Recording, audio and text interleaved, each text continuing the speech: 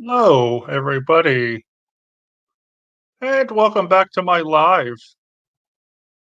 Today is just the second day of November, so I wanted to wish everyone a happy November. I hope you had a happy Halloween.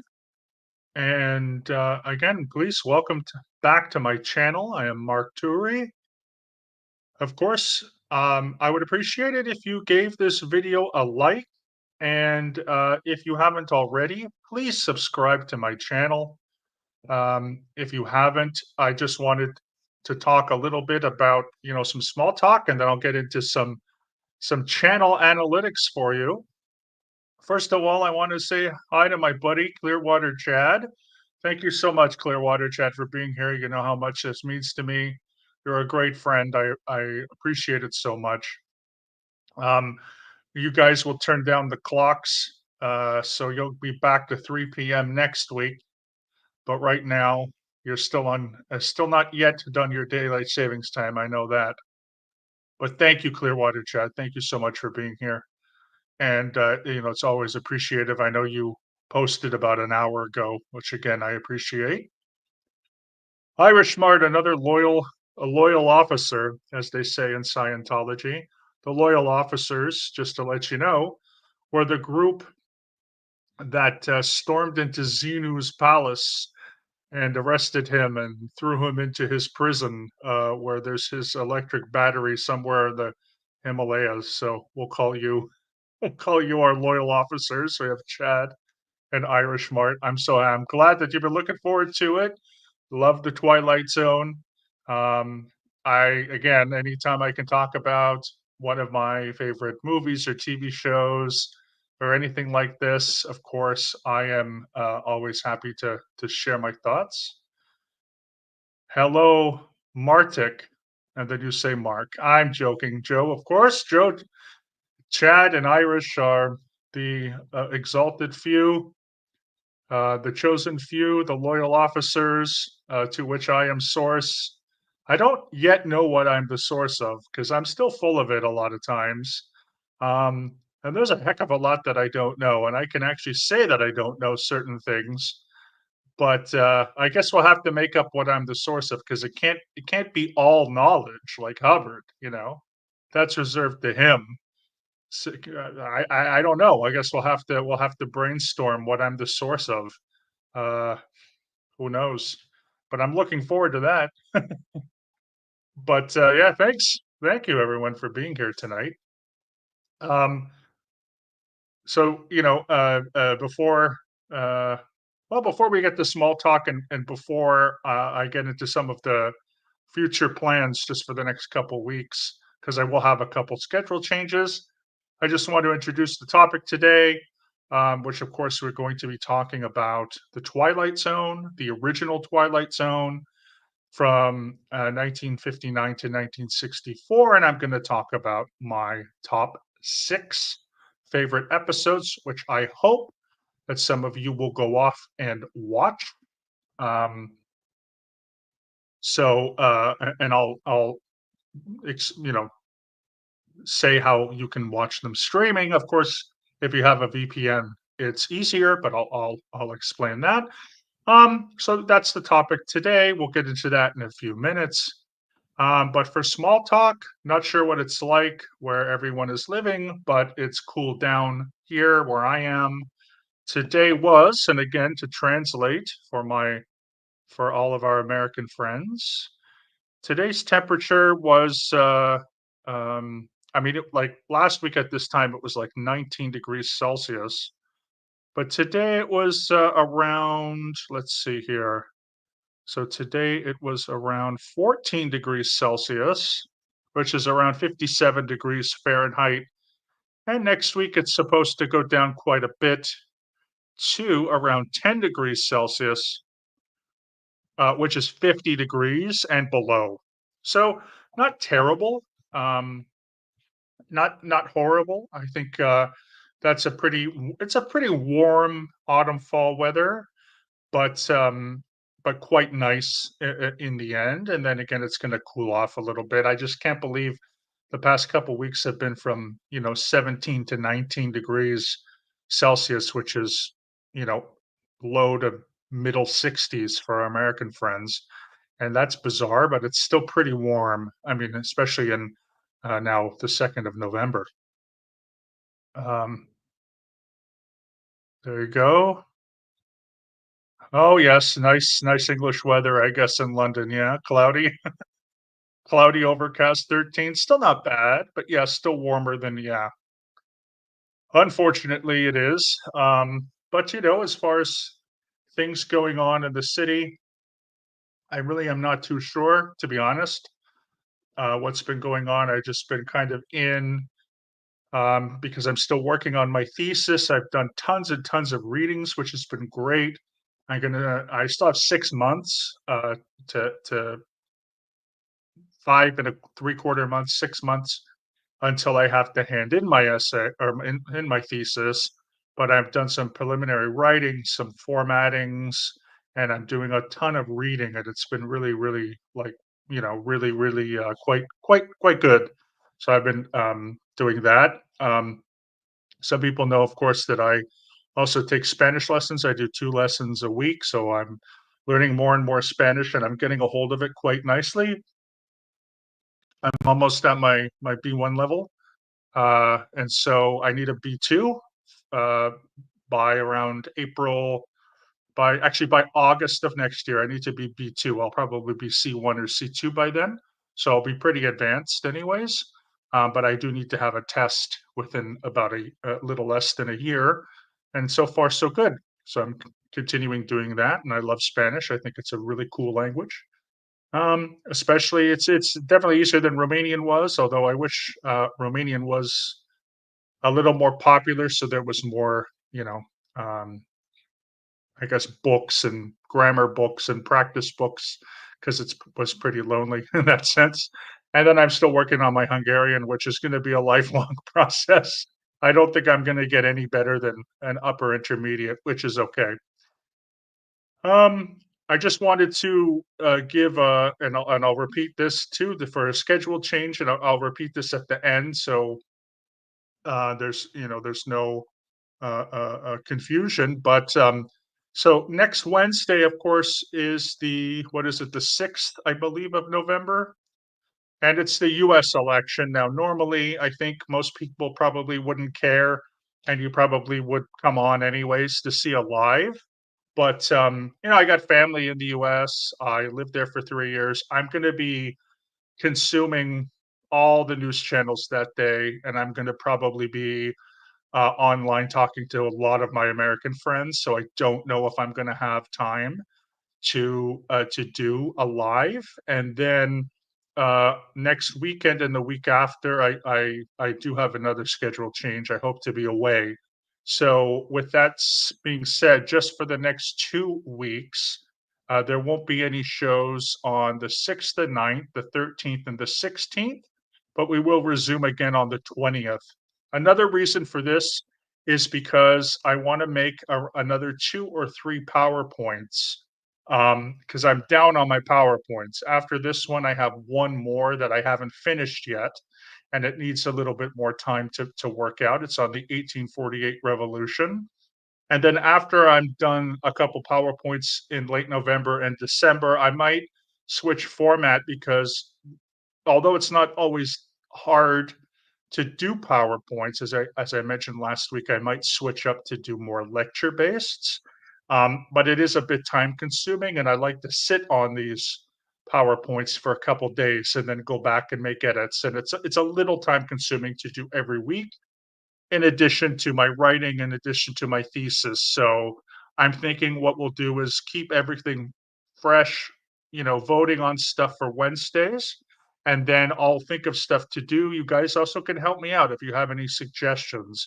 But I think it would be more like a lecture base. So I like to think of Wednesday as more of a seminar, of a discussion that I'm just giving you my opinions and some things, and then we'll be more focused, more centralized on something. And I can do a lot of that. I can actually start doing history lectures, like legitimate history lectures. It just won't have a PowerPoint, but if that's fine, we'll try it out. for a little bit. And so in that case, I can focus on other things just without a PowerPoint, more direct to camera lectures. And I can also share my screen if we need any visuals, for example. And that would just help me out. And then if I make it some PowerPoints in the future, then we can go and do that. So, for example, I could do starting, in the new year, I could actually do like where we have a course. So we're doing like, I don't know, 4 lectures, out 1 hour lectures on a specific topic. And then the next month we do 4 lectures on a specific topic. I might try that out. So anyway, that is what I wanted to go here. Suggestions. Okay, Simpsons episodes. Yeah, since it seems to happen anyways, and the more history of the show. Yeah, okay, absolutely.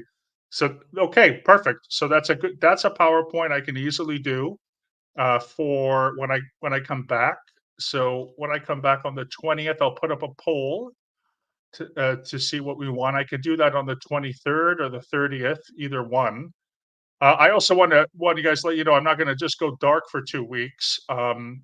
I'll probably post some things, watch my community tab, see if there's any changes, and then definitely um, maybe I'll post like a live or something just to keep you all up to date on what I'm doing. So again, not going dark, not abandoning anybody for 2 weeks, and it's just 2 weeks to give myself a break, catch up with some work, and then get some more creative juices flowing, which I think will work. Because again, I don't think anyone is really going to care next Wednesday. I know that some of the you guys probably do and probably would have you know be okay with the live, but I'm going to be pretty busy at the US election just because I know so many people are interested in it.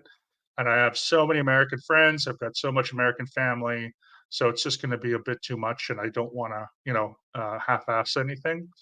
And so I think will end up being good. And I'm glad for the Simpsons suggestion. I love the Simpsons. I'll probably can do another top 6 episodes and why I love them. Um, I can do favorite one-liners and quotes until the cows come home, so that would be something that we can look for in late November. So thank you, Joe. Also, again, if anyone has any suggestions, leave them in the comments. Leave them right now, live in the comments, or the comments afterwards. If there's something you want to see that me to expand on, put it this way. I've done a lot of different things. I also have to do a part 2 for a history, different schools of history and varieties of history, which I think I'll do on a Wednesday. And then I still have to do my Dominion War. Like there's still a bunch of stuff, and that's the Deep Space Nine. So there's still some things in the works that I have to, you know, get done in the next couple weeks. So I think it will be good. But if there are any suggestions, please just let me know. So we're going to start off today with my PowerPoint.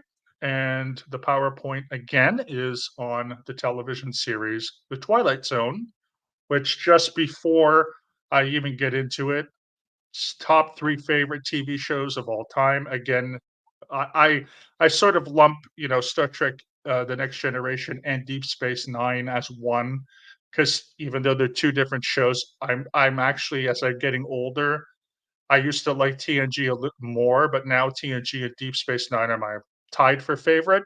And then, of course, The Simpsons. I also love Murder, She Wrote, by the way. I love it. It's such a crazy show.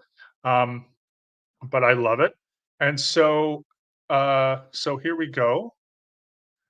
Um, so the Twilight Zone is again, it's just one of these shows that I watched a little bit growing up. My grandparents were born in the early 20th century. I've mentioned this before in our Nerdy Bunch episode with I think Joe, I think you were there, and I think Chad was there too. It was called My History with History. And I mentioned that my grandfather on my mother's side, so my maternal grandfather, was born all the way back in 1905, and my maternal grandmother was born in 1921. And I'm saying this because when I was growing up in the 80s and 90s, I would go if I was sick. If I was sick, You know, and I needed a day off of school or on the weekends or something, I go to my grandparents and they still had a pretty old television. They didn't have cable, they had an antenna, and they always watched old TV, black and white television shows, and The Twilight Zone was one of them with I Dream of Jeannie.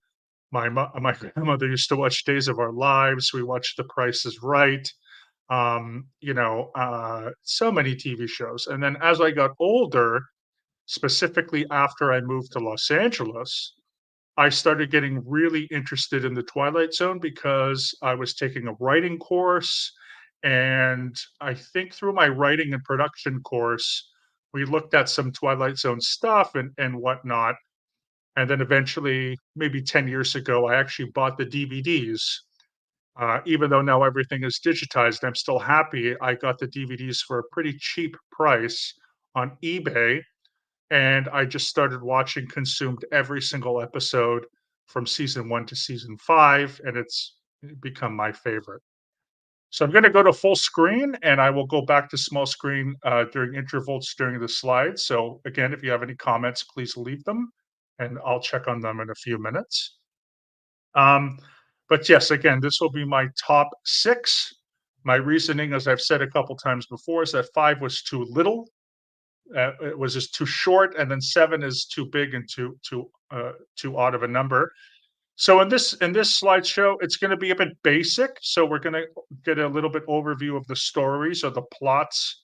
I'm gonna look at some of the characters. I'm gonna talk about the morals of some of the stories and the twist endings. I have to give a spoiler alert because I have to ruin these episodes. So I'm really sorry if I'm doing that, but I really still encourage all of you to watch these episodes. So if for any reason you don't want to, just mute me. And then when I move on to another one that you've seen, put the volume back on. But it's a 60 to 65-year-old show. So I figure that, it's all, to quote Scientology, fair game. Although not in that way, but still. So let's talk a little bit about the beginnings of the Twilight Zone and a little bit of the background before we get into my episodes. So the Twilight Zone began as the brainchild, if you will, of this gentleman named Rod Serling. And he became the creator, the producer, and eventually the narrator of all the episodes of the Twilight Zone. Rod Serling himself had a very interesting life, tragically died very young. I believe he was only 50 when he died, and I'm gonna look up some stats here so I don't, I'm getting this correct. But very interestingly enough, he was born on the 25th of December, 1924, and he passed away on the 28th of June, 1975. He was not even 51. He was born in Syracuse, New York, and he died in Rochester. And he's actually buried in Lakeview Cemetery in Interlaken, New York, and I've been to his grave. It's in Seneca County. It's in the Finger Lakes area, and it's not terribly far from Cornell University, which I believe is in Ithaca, New York. So he was born in that area. He passed away in that area. He passed away, unfortunately, from a series of heart attacks. He was a heavy smoker. As you can see here, he's with a cigarette. And he also was considered the angriest man in television. So, unfortunately, everything that had happened in his life led to a series of heart attacks, and he passed away very young, which is very tragic because he is probably, in my opinion, we talk a lot about L. Ron Hubbard, or at least Scientologists do, of being a very prolific writer. Okay, he was, but to me, people like Serling, I mean, there's no way Hubbard will ever catch up to Serling as far as legacy and especially influence on pop culture. Serling also didn't, find a religion. A couple of things about Serling, just before I get into some of these notes here is he was born to a Jewish family. He also fought in the Second World War. He was assigned to a paratrooper unit, although he didn't parachute or have any paratrooper operations. He was assigned to the Pacific Theater, and he would serve in a unit of very high casualty rates in the Philippines. And the reason they had these high casualties is because they often would go in after battles and essentially mop up or sweep up the damage. And a lot of times the Japanese were known for booby trapping their dead bodies. So he had seen combat, and there's 2 episodes in the Twilight Zone, one of which I'm going to talk about that deals with the Pacific Theater in the Second World War. And at least the one that I'm going to talk about later is one that he wrote. So he was not considered a very good officer, by the way, something that he admitted it, unlike the other science fiction writer. He got into boxing and eventually he moved to Los Angeles and started writing screenplays and teleplays. So in the fall of 1958, CBS aired sort of a test pilot for the Twilight Zone. It was then picked up, and the very first episode, the official first episode of the Twilight Zone, aired on CBS on the 2nd of October 1959. So it just celebrated its 65th anniversary. And if we look in the back, you're going to say, why are these 2 men on screen? We know the one to the right is Serling. Who's the one on the left in the TV box? And that's the actor of the very, very first episode, which is called Where Is Everybody? There's a couple of interesting notes to this episode. This episode, and it's not one of my favorites, it's enjoyable, but it isn't. A man wakes up and is walking around a town square asking, where is everybody? He goes inside stores and shops, and there's no one around. If you've ever seen Back to the Future 1, 2, and 3, you will know the Hill Valley Center Square and the clock tower. Well, I guess 25 years before that film was shot in 1984, this episode was filmed on the backlots, and I believe it was of Universal Studios. So if you're a Back to the Future fan, you're going to notice that they are in the town center of Hill Valley. In addition to that, if you've ever seen the movie Source Code, which came out around 10, 15 years ago with Jake Gyllenhaal and Vera Farmiga, it's pretty much the story of this episode, because this gentleman who works for the Air Force is actually in a simulation. So it's even kind of like the Matrix. And that's the twist. He's not actually there, he's in a simulation. And there's an old actor who I love named James Gregory. Just look up who he is. And he was the antagonist in this episode. So after this episode aired, the Twilight Zone would go on to air for 5 seasons. Interestingly, that the episodes in seasons 1, 2, 3, and 5 were half-hour long episodes, but for whatever reason, in season 4, they switched to 1 hour long episodes. Not sure why they did that. I'm sure there is a reason, but they quickly went back to season 5, back to half-hour episodes. The Twilight Zone, shortly after it aired on CBS, and it was an anthology series, which of course means that every subsequent episode after the first one had a different cast, had a different setting, had a different story, had different writers, different plots, different everything. And it became a national success and a staple of pop culture even to this day. My mom was a teenager when this show aired, and would end up being towards her college years when it ended. Rather, when it started, she was, I guess, a preteen, and then well into her teenagers years when it ended. Would say that it was very common when someone was acting very strange or very weird to say, "What are you in the Twilight Zone?" And of course, countless movies and television shows have heavily borrowed ideas from the Twilight Zone, including, we talk about The Simpsons, The Treehouse of Horror episodes, which have been going on for 30 years, have taken a number of Twilight Zone episodes and adapted them into the Simpsons universe. And there's quite a few ones that we could get into, of course, maybe in a Simpsons episode. Countless movies. Okay, I mentioned Source Code is a big influence. I also want to say that sometimes when I'm even watching a movie or a television show, whether it's a horror, sci-fi, I might think, "Huh, this would be a good episode of the Twilight Zone." Well, it's probably because it has had some kind of you know influence. So lots and lots of them. Again, I could go on with a big list. There's elements of the Truman Show in an episode of the Twilight of an early episode of the Twilight Zone. Nightmare on Elm Street. Again, I could go on and on and on. The Village from M Night Shyamalan, and so many others. So if you want some of those, I can get into them again maybe later. But quite a lot of influence.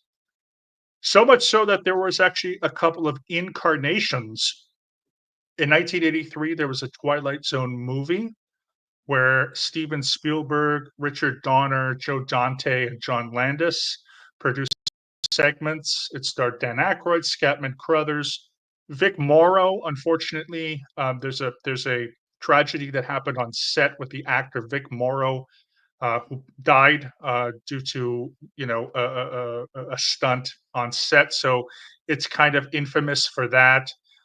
Nancy Cartwright, speaking of Scientologists, is in it. Bill Mummy is in it. Bill Mummy was a child actor who did was Will on Lost in Space. He did a couple episodes of the Twilight Zone, and so it's a John Lithgow is another one who's in it. So they take a bunch of segments that were popular and they redid them for the 80s, and then after that there have been three series of the Twilight Zone. So the second series ran from 1985 to 1989. A very young Bruce Willis would star in the very first episode of that, from 2002 to 2003.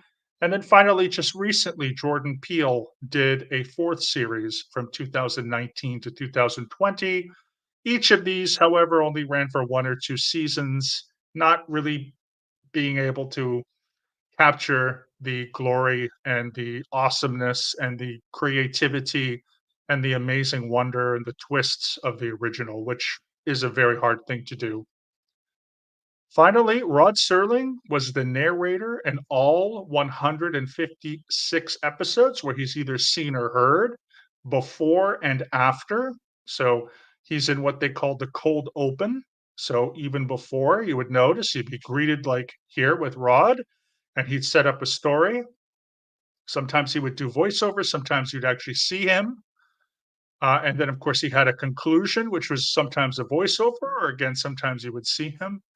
And he wrote 92 episodes of the show. I just want to say here, going back here. Hey, Shell, what's going on? I was just on full screen. How are you, Shell? Hope you enjoy my memes. And Power Lines, how's it going, everyone? I'm just getting started. So, as I said before, I go to full screen. I can't see the chat, so I'm just going to come back and forth periodically. I'm down on small now, on minimized now, just for a moment. So again, thank you, Shell, for being here. And thank you. And thank you for the memes. I find them on Instagram or Facebook. It's always fun. Anybody wants to exchange memes with me, go ahead. Shell and I exchange mostly Star Trek memes, but if that's not your jam, we can exchange Simpsons memes because there's a lot of Simpsons memes out there. So if you want to sign up for that, it's free. I will not deceptively recruit you. And I'm going to go back to full screen here. Okay, so that's just the background, okay? Background of the show. So now we're going to get into my top six. And as I've said before, I'm going to say it for those who have just logged on. I am going to give spoilers. And the reason I'm giving spoilers is because in order to grasp the entirety of these shows and why I like them, the twist endings are a massive part of it. So if I'm on an episode you haven't seen that you want to watch, do not turn to another channel, to quote Kent Brockman on The Simpsons. What you can do is just mute your volume for a little bit and then watch until I move on to another slide and then whatever. But we're going to start now with my number six. So my number six favorite episode of the Twilight Zone is The Monsters Are Due on Maple Street. And this really is an incredible episode. I love it. It's from season one, so a fairly, episode 22, coming at the end of the first season or towards the end. And the first season has tons of classics. In fact, a lot of my favorites come from season one, two, and three. It first aired all the way back on the 4th of March, 1960. It was directed by Ronald Winston, and it was written by Rod Serling. The plot summary, and I'll get into some of the actors and actresses here. I don't know why I put actors and or actresses. That's weird. I should just say actors and actresses, right? Anywho, plot and cast. So for the plot summary, on a peaceful suburban street, strange occurrences and mysterious people stoke the residents' paranoia to a dangerous intensity. There's a couple of really interesting old actors in this one, including Claude Akins, who was Sheriff Lobo. Bring back Sheriff Lobo, if you know The Simpsons. He also was in the first few episodes of Murder She Wrote. People hated him, so they booted him off that show. Barry Atwater, who plays Les Goodman, who would go on to do a lot of acting in television. Burt Metcalf and Annie Barton are in this one, and I'll go back to the photo here. You can see that there's a Monsters Are Due on Maple Street opens on a very peaceful suburban street called Maple Street in sort of an Anytown, USA. It's one of these picturesque suburbs, cul-de-sacs with white picket fences. And in the episode, the Maple Street residents, their technology starts to break down. The power goes out. The cars on the street won't work, and everyone turns on the neighbors. And so the neighbors you can see here, the young Claude Akins, you can see here on the right. One of my favorite performances is the gentleman in the very first foreground with kind of a Hawaiian shirt. I don't even know if it's really a Hawaiian shirt. He's supposed to be a hipster and a bachelor. And I think he's the one who plays Don Martin. I think that's Burt Metcalf. And really, what happens is as the technology keeps going out, the Maple Street residents are gathered to figure out what's going on. And everyone thinks, oh, it's the Russians. Maybe they're in nuclear war. And there's a teenage boy, I want to say 12 to 14 years old, on the street who starts talking about how in one of his comic books, it's the sign of an alien invasion and how that's what the aliens do in this comic book. They turn off the power and whatnot. Now, again, spoiler alert.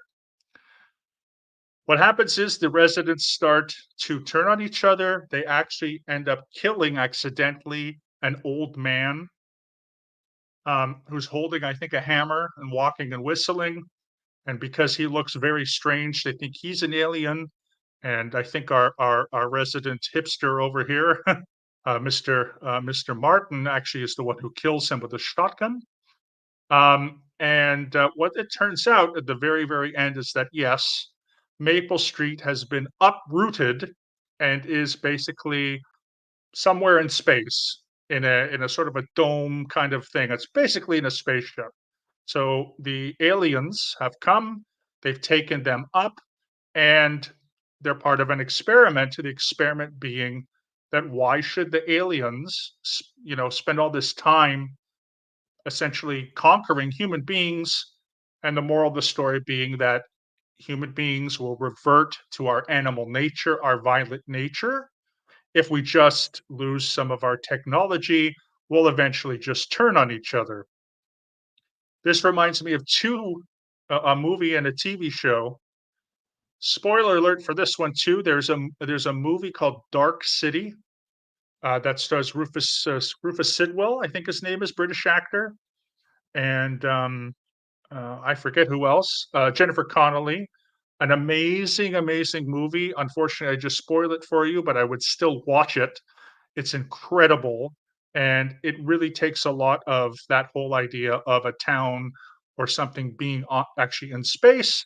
And then there was one of the other shows that competed with the Twilight Zone later on and into the 60s was the Outer Limits, and in the new Outer Limits from the 90s and early 2000s, there's something similar.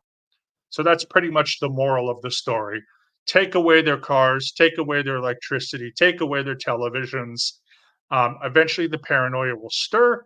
Someone will die or get killed. There'll be more paranoia. And then the aliens don't have to do anything because everyone will just turn on themselves. So there you go.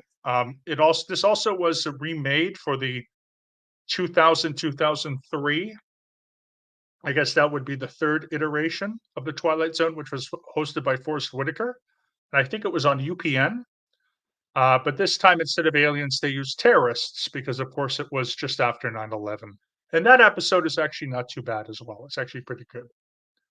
So there you go. The Monsters Are Due on Maple Street is my number six.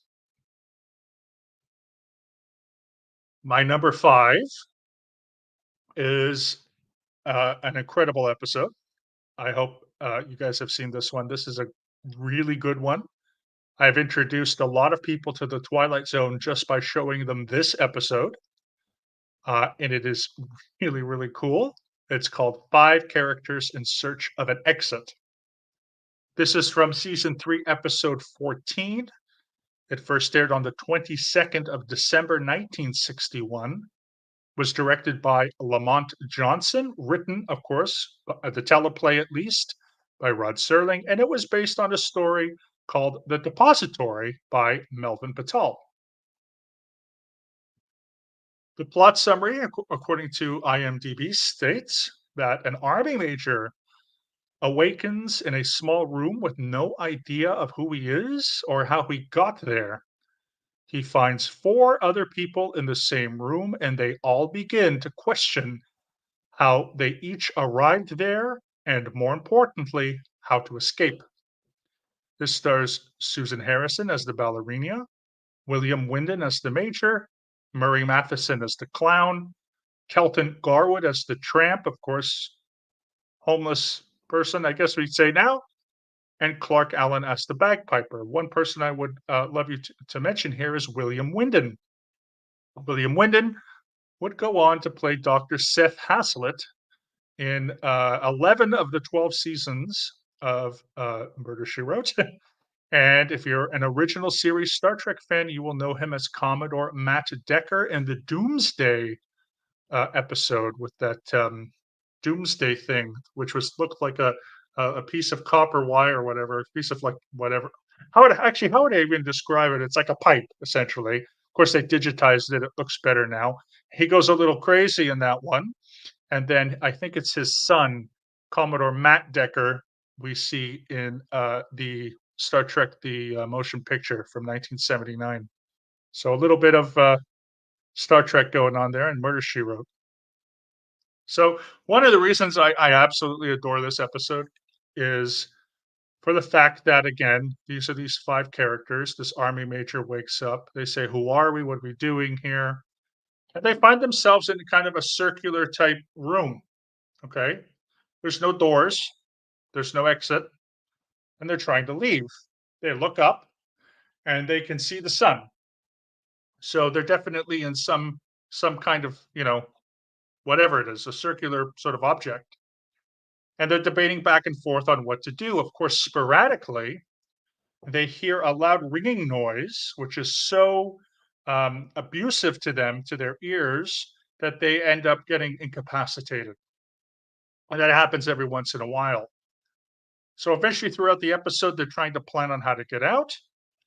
Eventually, what they figure to do is to hop on everyone's shoulders to make like a ladder, like a human ladder where they're all on each other's shoulders. And right at the end of the episode, as I think it's the army major, but I can't remember now, it's been a little while, is just about to reach their hand to get out of the room. And it's a huge thriller, this thing. I love the intensity. It's so brilliant. Ringing happens and it incapacitates everyone. And the spoiler is that all five of these characters, and again, I mentioned spoiler alerts, they're dolls. Not only that, they're dolls in a donation bin for the Salvation Army. And the ringing is the ringing of the bell. And how do we know this? Because just as that, you know, I think it was the army major is just about to escape, we hear the ringing. They all fall down. They cut to a an establishing shot of a Salvation Army of a woman in the sort of the Salvation Army uniform, ringing the bell. Of course, when someone gives a donation, and a little girl runs by, and we peek inside this donation bin, and they're all dolls. And I got to tell you guys, this was one of those ones I did not see as a child. I saw this in my later years, and I was like on the edge of my seat. This is, at this time, this was a 50 something, 60-year-old episode. I was on the edge of my seat. I've introduced this to two or three friends. We're literally on the edge of our seat. And just the fact that they're dolls is so incredible. It's like this again, this is a good one to introduce people. If you want to say, hey, let's watch a Twilight Zone episode and then kind of slowly get them into other ones. It's unbelievable. I actually had kind of trouble sleeping because I watch things late. I watch my Twilight Zone episodes late, and I was thinking about how honestly just floored I was. Okay, now of course, um, we can mention Toy Story as a huge, massive part of inspiration. Again, just dolls like this. Maybe not exactly 100% a Toy Story, definitely part of it. Now I also just looking this up because um, there was an episode of Star Trek: The Next Generation where Captain Picard wakes up in a room, and it's like this. They try to get out, and they're trying to get out. So I want to see if I can find that. I think it was a later episode. A later episode here. It was important also again to the movie Cube. I also forgot to mention that there's a Canadian movie called Cube. Anyway, maybe someone can figure that out. There's a TNG episode where Captain Picard wakes up, and there's like a Nausicaan. There's this cadet girl. I think there's like a couple other people, and again, they're all searching for an exit. And you realize that the young woman who's a cadet is not who they say they are, and they're really in some kind of hologram. So that is taken from this. So you've got Cube, we've got Toy Story, and we've got this particular episode of The Next Generation. So just unbelievable, just really really cool episode on the edge of your seat. I really really think that was just fantastic. Remember this one so good. Yeah, dolls, didn't see that one coming. Yep. Yeah, I know. Salvation Army, exactly. Yeah. I know. I'm just saying, this was the 60s. They were still known as a good organization, but yes, they can go screw themselves upwards and sideways. By the way, very nice to see here, Mischief. Thank you so much. Um, and yeah, I am giving spoiler alerts to these ones. And of course, thank you, Pussycat Mind Melt. Good to see you both here. That's really, really cool. I've got some nice regulars here, and I've got some people that I see as well. So thank you so much. The other thing is, as I'm going through, tell me your favorite episodes. That's another thing I want to do at the end. I'm just telling you mine, Maybe some of mine will be yours, but I'm leaving out a few of them, of course, because I have my favorites. You can have your favorites, but I would really, really love that. And also, what I love is when people are like, "Okay, there was an episode where some guy did a thing." If you give me a little bit more details, I'll probably figure it out which which one it is. But I'm that type of person, you know. It's that guy. He did a thing, then he woke up and he did another thing, and I'm like, "Oh yeah, no, that's time enough at last." That's Meredith, you know, Meredith Burgess. Anywho, so if you don't remember the name of the episode, just give some descriptions. I'll probably get it.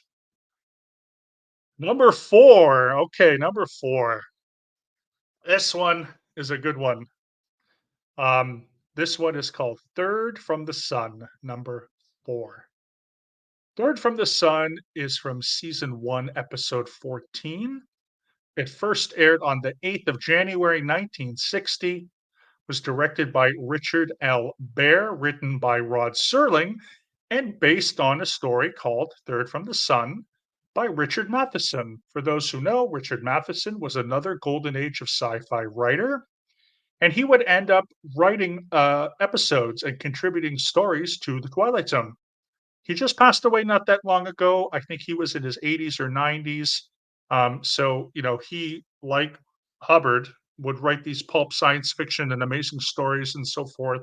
Of course, these people are better writers and better people than Hubbard, but I'm just mentioning because we have a Scientology connection on the show, uh, you know, and I'm just letting you know that Serling and Matheson, their contributions were, you know, much more prominent and better than Hubbard's, but they kind of ran in the same circles in many cases and so forth. So, what is this episode about? Um, well, here we have the plot is two families of government employees plan to steal a spaceship and travel to another planet just prior to a nuclear war. They must also deal with a stooge, love that word, who wants to stop them. Forgive me if some of these are a little cut off. Um, you know, it's going to happen because these are in PowerPoints, but and I tried to take care of them earlier, but I did my best. But regardless, the actors here is Fritz Weaver, old actor Fritz Weaver, just passed away a couple of years ago. He plays William Sturka, and let me tell you something about Fritz Weaver. He will appear in another episode, which will appear later in this in my top 6. We have Edward Andrews, who plays Carling. He is the Stooge. He is probably absolutely one of my favorite top 5 performances in Twilight Zone. His stoogeness is off the roof. He's got this great suit, a great hat. He's got dark brim glasses. It's fantastic. Joe Moras plays Jerry Ridden, who's the other government employee. Unfortunately for the times, we do have to say that the government employees, of course, were Fritz Weaver, a man, and Joe Moros, a man. So then they have their wives who are stay-at-home wives, Denise Alexander as Judy Sturka, Laurie March as Eve Sturka. That's the daughter, the teenage daughter of Fritz Weaver's character. And finally, Jerry Ridden, so the other employee, he has a wife named Jean Evans who plays Anne Biden or Bidden. So unfortunately, I didn't get a picture of Carling, but if you want to go onto IMDb, just type Third from the Sun, you'll see. I actually would love to play Carling on Halloween, and no one would get it. No one would understand it, and it would be so inside baseball that if anyone was a fan of the Twilight Zone, and I said, actually, I'm playing Carling from Third from the Sun, people would probably freak. But this episode is a thriller. It's really, really cool episode. It's very tense. You can see here in this frame, it's on what's called a Dutch angle. Usually I don't like Dutch angles but in this case, because it's a thriller, everything is kind of off kilter. You'll see here that there's this glass table, and this is very important. So, how does this episode start? Basically, the two men Fritz Weaver here is on the left, and Joe Moroz is on the right. So Sturka on the left and Biden or Biden on the right. These are the two government employees. They know, for example, that something is coming in the way of a nuclear war, and they have a spaceship.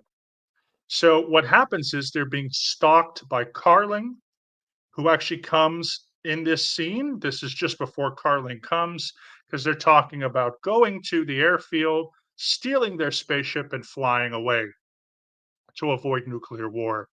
So the glass table is really cool because Sturka, I think, or one of these two men, they write an equation down on a piece of paper. And of course, the camera focuses from upwards on the table where you can see what he's written. And then Carly later will look at the piece of paper from one side because they're playing cards, so they're keeping score. Well, we all know that the math equation is on the other end, and it's really cool. It's really tense and it's really interesting. In the end, they go, they get in the car, they go to the airfield where their spaceship is, they break in, Carling is there, they kill Carling, they get on their spaceship just in time before there's a nuclear war. And at the very, very final scene, both Sturka and Biden are on the bridge of the ship in a little control room, and they say, "Where are we going?" They say, "We're going to Earth." They weren't on Earth the whole time. They were on another planet that's just got blown up. And the whole twist is they're going to Earth, which I thought was the coolest. I think is so cool. It's been done in like Battlestar Galactica and stuff, but just the fact that they are not on Earth. And if you know anything, if you want to know a little bit more, this is actually kind of Scientology in an interesting, weird little way because Hubbard mentioned once a planet 3 billion years ago that went to nuclear war. And anyway, it's a whole thing. So if you want more details, we can do that later. But this is like an actual fiction thing, you know. And I just remember watching this and I was like, they're going to Earth. Like you think they're on Earth the whole time. Anyway, amazing twist ending. I absolutely love it. I love the Dutch angles. I love the thriller. I love the intensity. And it's amazing. And Fritz Weaver, incredible actor, really incredible actor. Let's see here. Yes, allegiances. Thank you, Power Lines. I appreciate that. I appreciate that. I'm going to start some comments because just going to be a little bit over an hour today. I don't think anybody cares, but we're going to go a little bit longer because I'm only on. I had, I'm only on a number four, but I'll move through these. Oh, number three. Um, this is a tough one between this and my number two. This is number three called Death's Head Revisited. This is an incredibly powerful, I would say a supernatural drama, historical kind of drama, one that I adore. Unfortunately, again, I put it at number three, but this could be interchanged with number two as well. This comes from season three, episode nine. It first aired on the 10th of November, 1961. It was directed by Don Medford and it was written by Rod Serling. The plot summary is former German SS captain Gunther Lutze returns to Dachau concentration camp and begins reminiscing about the power he enjoyed there during the good old days until he finds himself on trial by the ghosts of those who died at his hands. It is unbelievable, and I highlighted these two actors. The first is Joseph Schildkraut, who plays Alfred Becker, and Oscar Beregi Jr., who plays SS Captain Gunther Lutze. There's a really interesting story behind these two actors that I think is also makes this an incredibly powerful, very incredibly powerful episode. But before I want to mention that Joseph Schildkraut would later go on to do an episode that I also really love. That's in like my top 20 called The Trade-ins, which I think was after this, where an elderly couple trade in their bodies for younger bodies. And Oscar Baregi Jr. would go on to what's called the Rip Van Winkle caper, in which people go into stasis. They rob something, they go into stasis, and then as they awaken, they realize what they've stolen is gold, and that gold is worthless. Again, really interesting episodes. So the first actor you're going to see in the foreground, closest to us, is Oscar Baregi Jr. Oscar Baregi Jr. was born in Budapest. He was a Hungarian actor. During the Second World War, he would actually, and even before the Second World War, he would move to Germany and he became an actor in a lot of German speaking films and eventually would go to the United States. And he would have a career in, Twilight Zone. He did lots of different television. You can look on his IMDb page. Really terrific actor. Behind him, though, is Joseph Schildkraut, who was born in Vienna. He was an Austrian who was also Jewish. And Joseph Schildkraut lost a lot of family during the Holocaust, including his sister. And he too would get his start in German speaking movies. And then he would move to the United States. And he died very young. I want to say that he actually passed away before the Twilight Zone ended. And so this is really what it makes it even more powerful, the fact that the story is about Lutze, who comes back to Dachau. In the opening scene, he goes to like a bed and breakfast, and the housekeepers and the people checking him in, they know who he is, but he's signing in under another name. He then goes to Dachau and he's reminiscing about the good old days.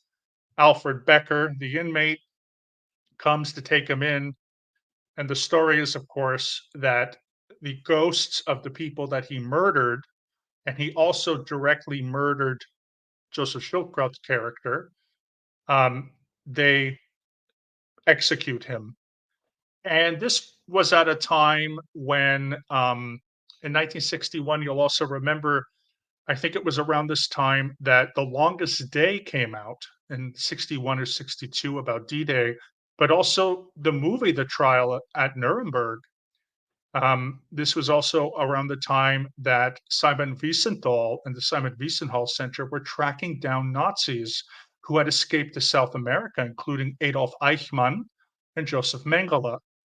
So this is 16 years after the end of the Second World War. I mean, that's 2008 compared to now. That's when I left Scientology, by the way.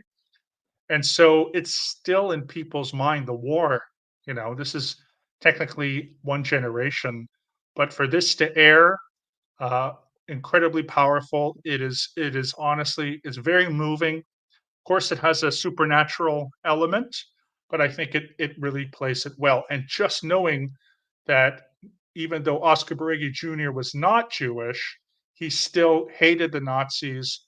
He left, he learned German, he learned to speak German, came to America, and then Joseph Schildkraut having family who had died in the Holocaust. It's just, again, this is one of the reasons I love this show is it's not just about the stories, it's not just about the twist endings, it's the background for some of these episodes from some of these actors.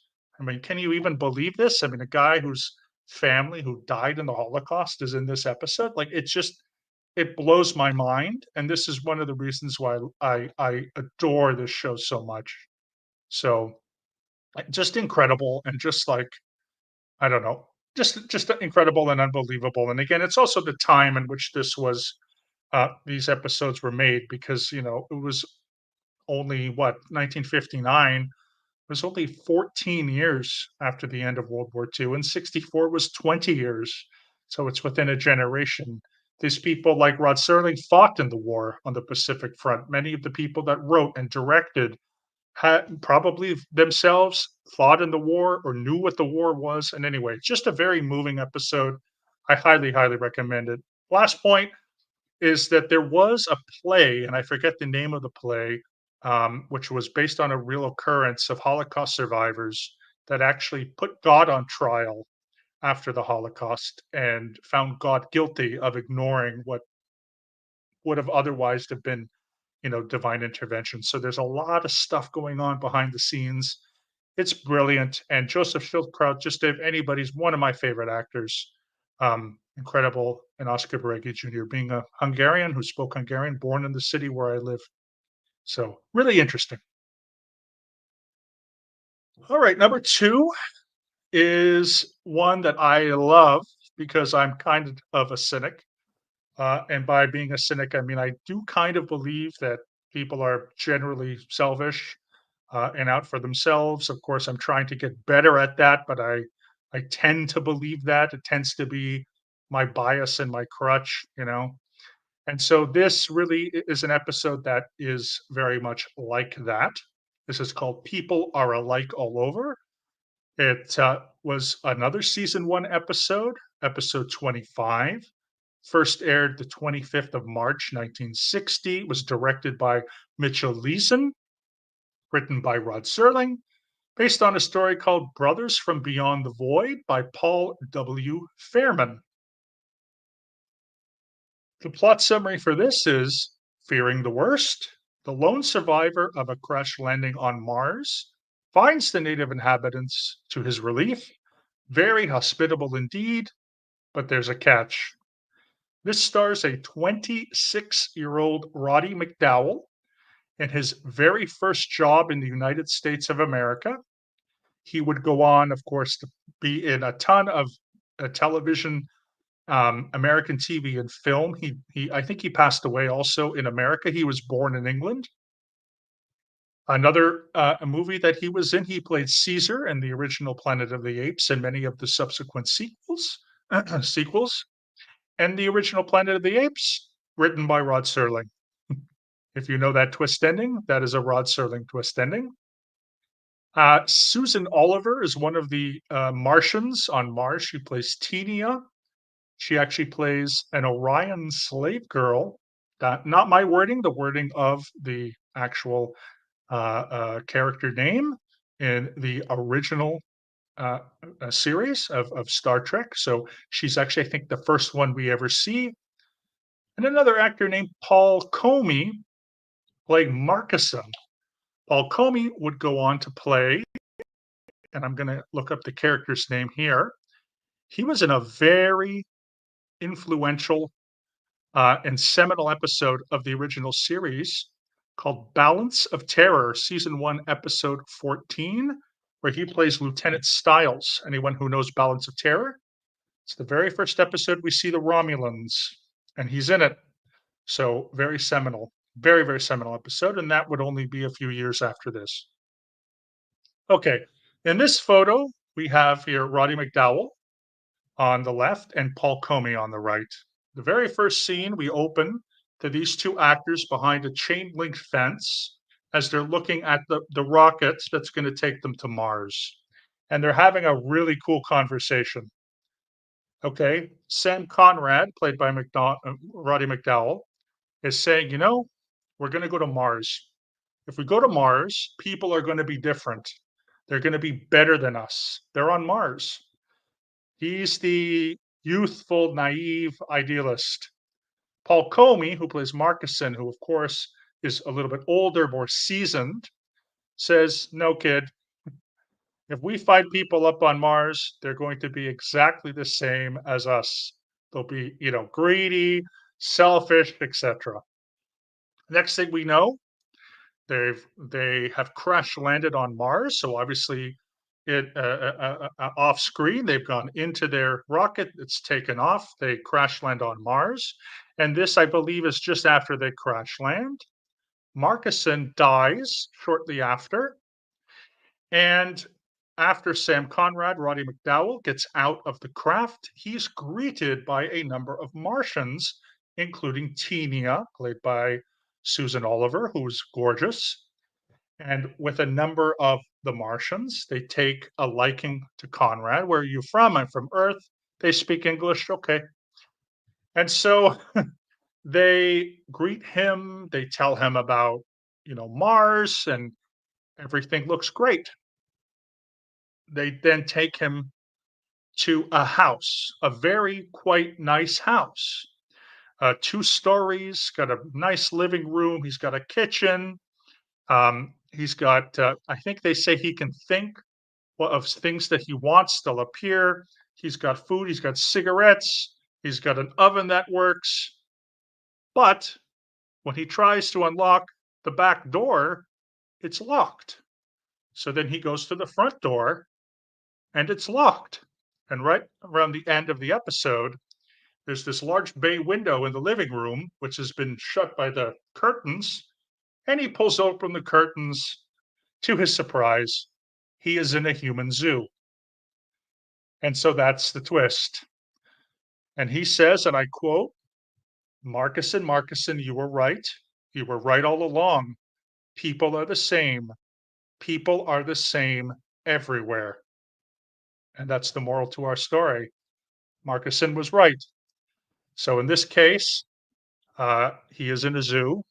He is an earthling in the zoo. Of course, Tenia is very upset, but that's the whole crux of the story.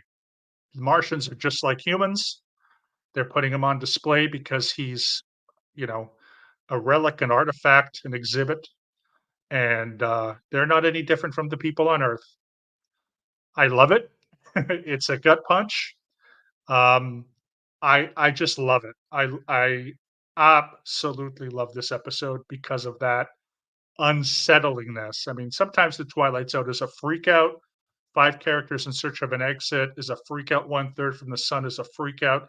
It's an astonishment. It's oh my god. This one gut punch right in the stomach. And I got to tell you, I love it. I kind of love this episode. you know. Um, ooh, so there's that one. Yeah, it's a gut punch. I'm starring, by the way, a lot of your stuff. So because we're just at number one now. Okay, this is my number one favorite. I love this episode. God, I hope everyone out there, if you haven't seen this episode, please watch this episode. It is unbelievable. My number one favorite episode of The Twilight Zone, and possibly my favorite half hour of television of all time, is number one is The Obsolete Man. This aired in the second season, episode 29. It was the last episode of the second season. It first aired on the 2nd of June, 1961, directed by Elliot Silverstein and written by Rod Serling. The plot says in a futuristic totalitarian world, mild mannered librarian Romney Wordsworth finds himself on trial for being obsolete. Romney makes an impassioned plea about his rights and free will. However, the chancellor, however, the jury finds Romney obsolete and orders him to be executed. It stars three-time Twilight Zone alumni, and also he was in the Twilight Zone, the movie in 1983, Burgess Meredith. In season one, of course, he was in Time Enough at Last, where he breaks his glasses and says, It's no fair, it's no fair. There was time, there was so much time now. Great episode. And later, season three or five, he would be in an episode with Jonathan Winters called The Game of Chance. Fritz Weaver, as I said, was previously in Third from the Sun. So, what happens? Poor Romney Wordsworth, who's a librarian, gets called into this room. There's Wordsworth, played by Burgess Meredith, on the far end of this long table. On the podium, up top, several feet on top, is Fritz Weaver. And the state has considered books obsolete, therefore, they don't need a librarian. As he said, he makes a plea and is eventually going to be executed by the state, which Romney Wordsworth gets to choose. So he chooses that he's going to be blown up on live television in his apartment. Not only are the episodes in the court or the scenes in the courtroom some of the best writing I think ever put to TV, but when it switches to Romney's apartment and the chancellor then he actually invites the chancellor to his apartment, okay, and they have dialogue just sitting on couches, and it is. I wish this would turn into a play, even if it went to an hour or something. I think this would be an incredible play. 2 acts, that's it.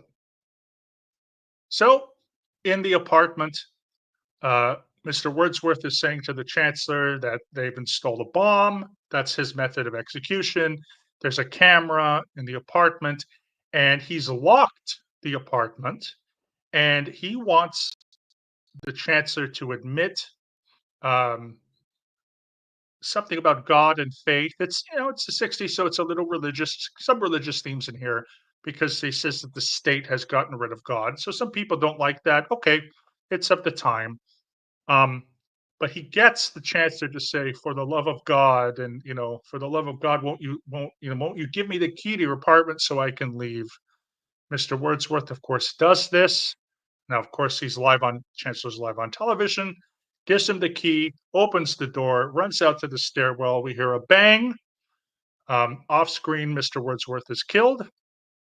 And the very next scene is the Chancellor walking into this room, and now he's on trial and he is obsolete. He is ganged up. It's a little bit comical. The end can be a little corny, but I still love it anyway because of the unbelievable dialogue.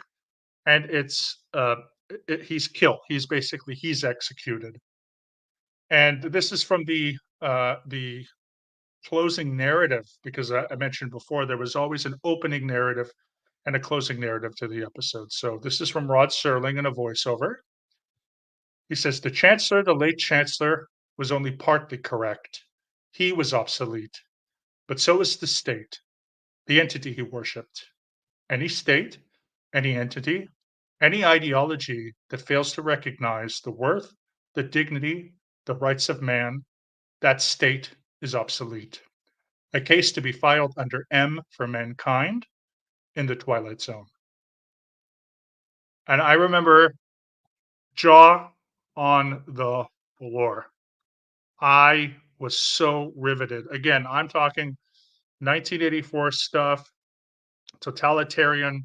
When the chancellor is on his podium, when he's looking down and accusing Romney Wordsworth of being a traitor, he's mimicking and doing hand gestures and gestures of Hitler and Mussolini. And again, this is still in the memory of the people who are watching this. And it is so incredible. You talk about things going on now with book burning and book banning.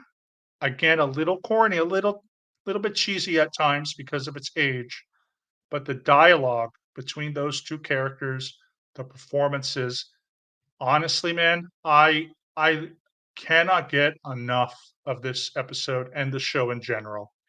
And so even though that is my number 1, I wanted to go through some honorable mentions that I really love, and then I'll go back to my minimize screen, and we'll go through some stars. Okay.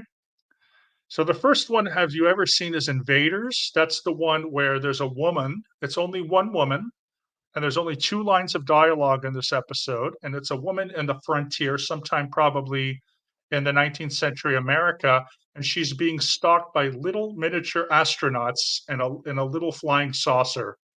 And there was a movie just recently, I'm gonna look it up here, with a young actress, one of my favorite young actresses, named Caitlin Dever. She was in Booksmart and, a number of different, movies. She's, probably, I think, in her 20s. So she was recently in a film called No One Will Save Us, where again, it's an alien invasion and there's a very little dialogue. I'm like, come on, guys, it's the invaders. It's the invaders. Will the real Martian please stand up? In this one, a bus breaks down at a diner and someone is a Martian. You don't know who it is. It's awesome. It's great. Watch this one. The Purple Testament is one of 2 episodes to take place in the Pacific during World War II. In this episode, there's an army soldier, a GI, who can tell who will be killed in his unit, who's the next to be killed in his unit when a flash of light goes over a soldier's face. Haunting, really haunting, and again, very personal for Rod Serling.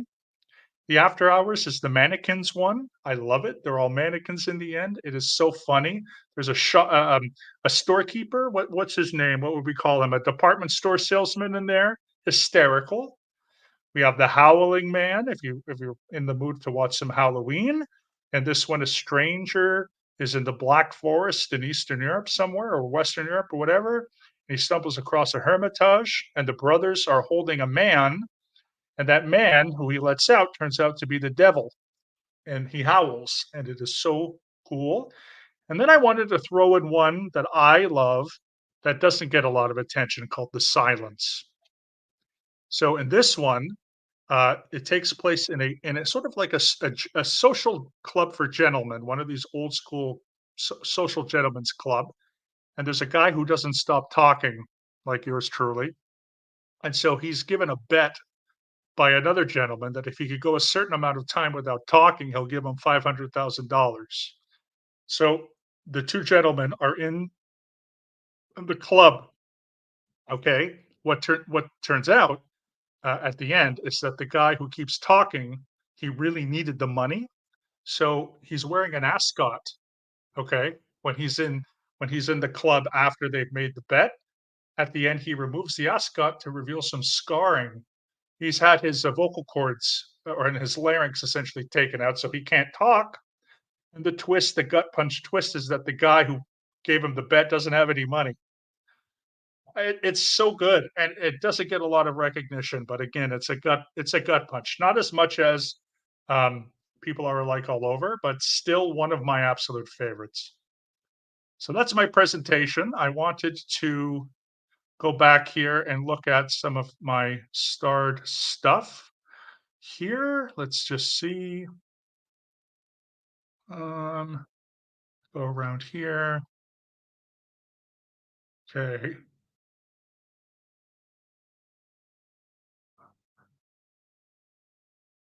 Okay, let's go through the starred ones. Number one, Mischief Managed.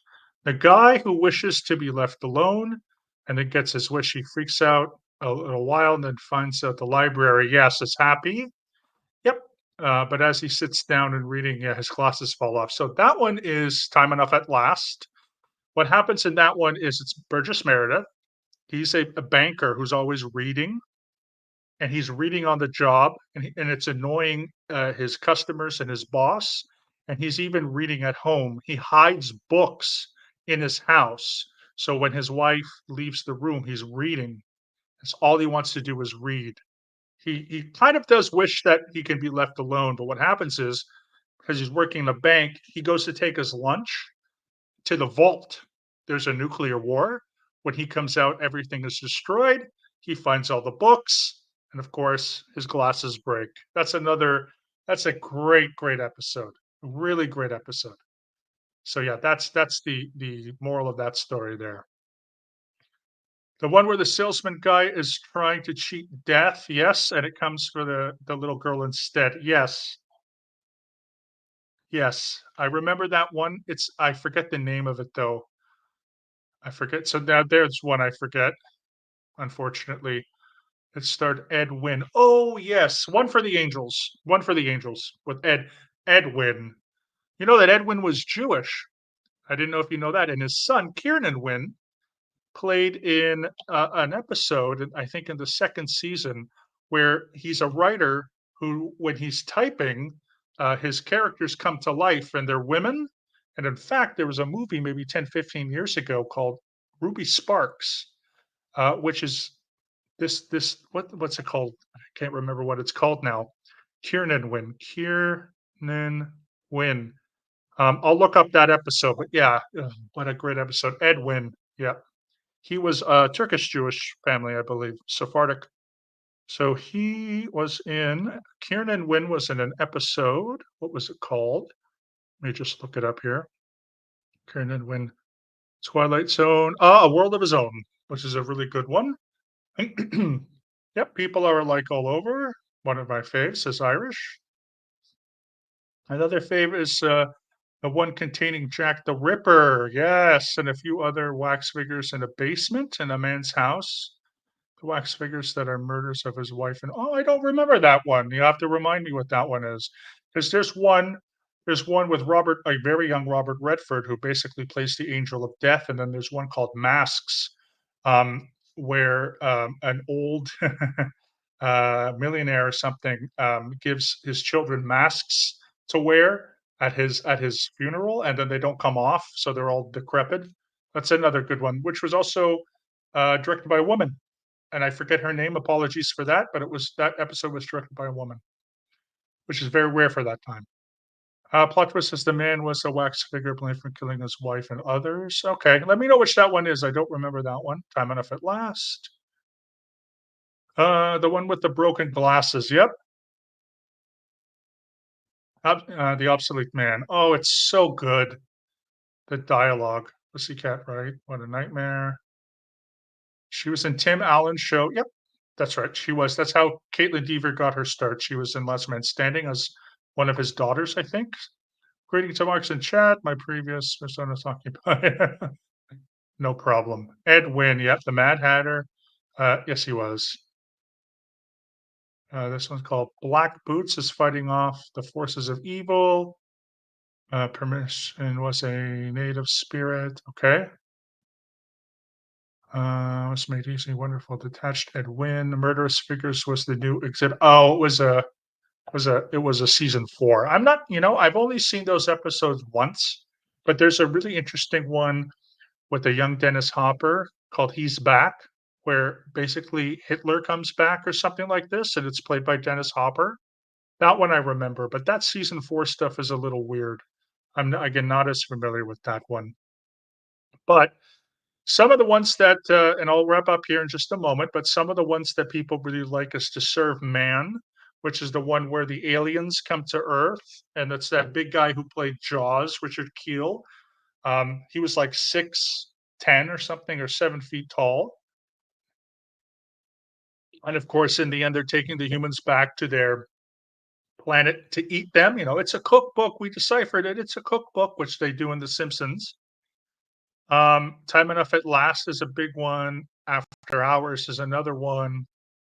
There's one called 22, where a woman is in a hospital having nightmares that she's going to go onto a plane and crash, and that's actually is what happens at the end, like the movie Final Destination.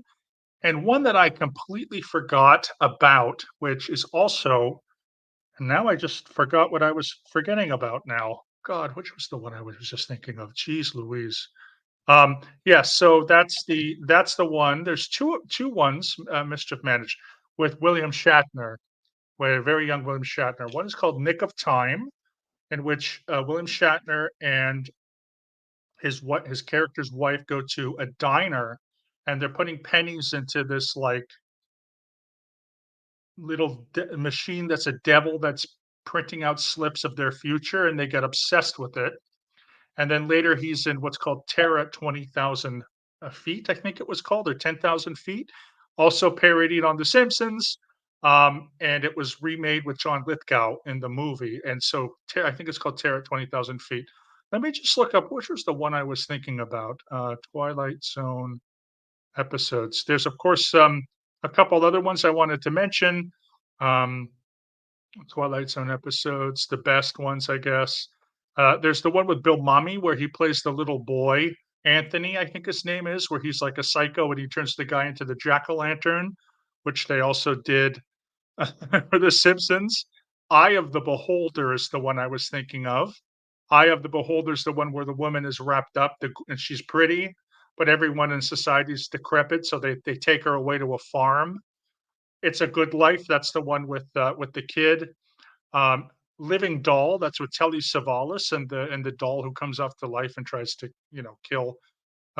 kill him, which again is done on The Simpsons. A Stop at Willoughby, which is the man who can't get off the train. There's The Hitchhiker. The Midnight Sun is one, which is really good. The Shelter, which again they do on The Simpsons. There's a lot. Mirror Image is another one. The Howling Man. There's just so many. Anyway, I love this show, as you guys can tell. And it's almost an hour and a half, so I'm gonna wrap it up in just a moment here.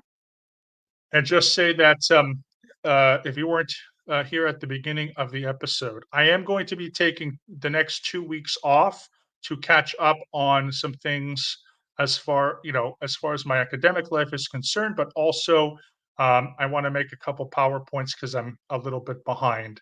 Next Wednesday, I'm taking off, of course, because it is the election. And even though I'm not American, I know a lot of people who are, and I'm going to be, closely watching the election and probably be on with friends and family. So we could do an episode. I'm sure some people probably don't care, but I am going to be busy. And then the following Saturday, the 9th, and the week after, I'm planning to be out of town. And so we are going to convene again on the 20th, where I will put up a poll on what we'll talk about on Wednesdays, and then we'll continue for a couple more weeks doing PowerPoints. And then, as I mentioned before, I might switch to do some lectures or something. Please, let me know with suggestions of what you like, what you want. PowerPoints again, they don't take very long to make, but I have editing. I have to kind of go back to them. So I'm just going to take a couple weeks off. During the time, though, I'm not going to be gone. I'm not going to be on a blackout or anything. I will keep you all up to date on my what I'm doing on my community tab, and it's just a couple weeks. So until 2 weeks from today, please, yeah, please just note that next week and the week after I will be off. You'll still see me. I'll still be posting some stuff. I'll still be writing some stuff. Um, Very first episode, where is everyone's one? Yeah, purely for the simple reason that it was the first one I watched. Oh, that's really nice. Of course, Mischief Managed, and yeah, well, Pussycat, thanks. Hey, um, for channel analytics, just briefly, because I forgot to mention before, my video last week on Russia and the Russian minorities has almost 600 views, and I've got 130 subscribers, and I have over 2,000 views, and I have, I think, close to 300 or more watch hours thanks to that. So I'm slowly going, slowly chugging along, and I'm just hoping that when I come back from this short 2 week break again, which you will still hear from me, I'll still be posting stuff. I'll probably do a live just to check in, possibly next week or the week after, just informal, just do something on here and then post it as not as a live but as a video, and then keep up, please, with my community tab. So, again, thank you, everybody. It's really nice to see you all here. I just want to give a shout out, of course, to Clearwater Chad, Irish Mart, Joe. We had Shell, my homegirl. Power Lines. We had Mischief Managed. Always awesome to see you. Pussycat Mind Meld. I love Mind Meld. That's a Star Trek reference, um, and so on. So thank you so much, for being here. Thanks for watching. Please like the video if you haven't already. And if for any reason you're not a subscriber, please consider subscribing. It really, really helps. So, as always, in case I don't see you, good morning, good afternoon, good evening, and good night.